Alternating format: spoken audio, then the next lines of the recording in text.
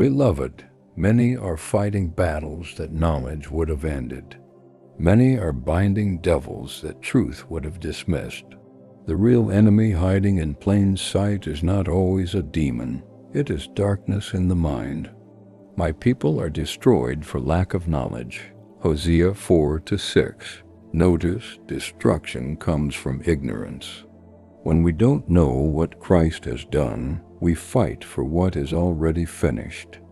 Jesus said, "You shall know the truth, and the truth shall make you free." John 8:32. Freedom begins with revelation.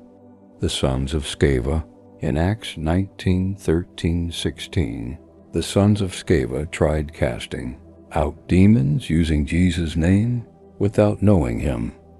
They had words without revelation, activity without relationship, and they were defeated.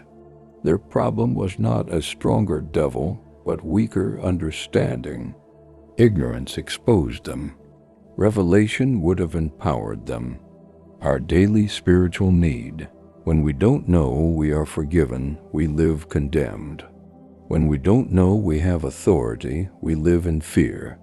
When we don't know our identity, we fight imaginary battles. The real battlefield is the mind. Be transformed by the renewing of your mind. Romans 12:2. True deliverance often comes through renewed understanding. Paul prayed for revelation before power, the spirit of wisdom and revelation in the knowledge of him. Ephesians 1:17. When light comes, bondage loses ground. Our ignorance is our enemy, but revelation in Christ is our victory.